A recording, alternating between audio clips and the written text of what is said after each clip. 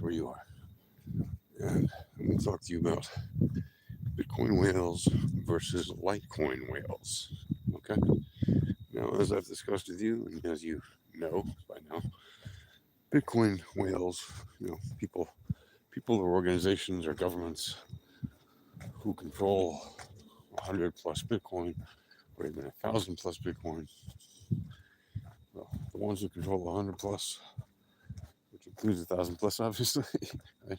100 or more Bitcoins, they control already 91% of all of the Bitcoin that can ever be mined. Litecoin whales, on the other hand, control still a minority of all of the Litecoin that can ever be mined. What does that mean? Well, it means that most of the Litecoin that has been mined and that can never be mined is still in the hands of retail investors and retail traders. Well, wouldn't you know?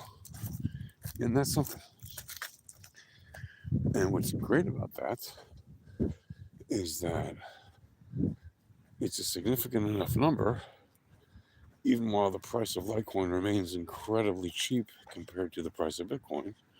Right? It's about 1% or so of the price of Bitcoin. Right? And that means that for $60 you can have, or whatever the price is, 60 something dollars.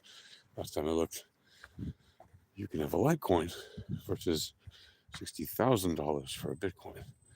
And there's only 4 times as many Litecoin as there are Bitcoin in terms of the max supply. Right? There's 21 million Bitcoin max supply, and there's an 84 million Litecoin max supply.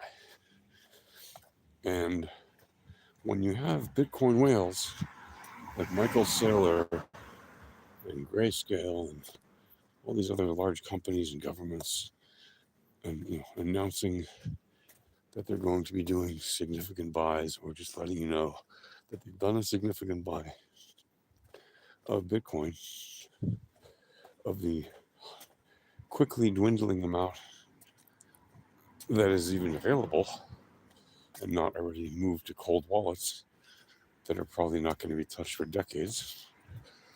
Well, it makes you, it should make retail traders greatly displeased at the rate of acquisition by massive whales of whatever Bitcoin remains. And it should make people who appreciate the value of the technology, right, and the meaning of having a decentralized cryptocurrency, be actively interested in pivoting some of their equity, or some of their capital rather, into Litecoin. Why? Well, that's my opinion, but I think that's what we're going to see happening as you see the amount of Bitcoin dwindle even further, right, to amounts where there's basically nothing left. Okay, whatever's left is just scraps, it's just crumbs at this point for the masses to fight over with themselves, and for the whales to just pick up as much as they can whenever they like. Right? There's only, if you really, how many hundreds of thousands of Bitcoin are available right now? It's not even a million. It's far from a million. Bitcoin are actually available to be purchased on the markets. Right? And every time more Bitcoin comes on the markets, some big whale comes in and scoops it all up.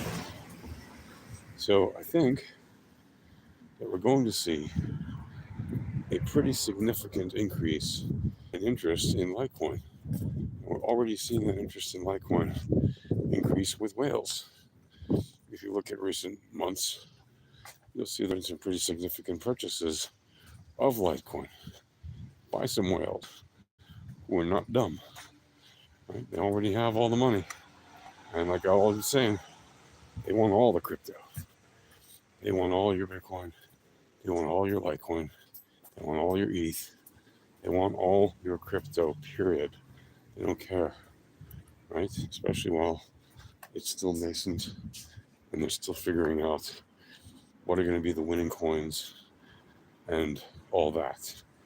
So it's my opinion, Litecoin is going to see some insanely big moves in the coming years. And I think that as the distribution of Litecoin is still better in terms of being held more by retailers, now is the opportunity for a lot of people who don't want to just hold on to a piece of something that's only held by whales, and they want to get a piece of something that's still held by retail. Right, that's it for now. See you later. Happy trading.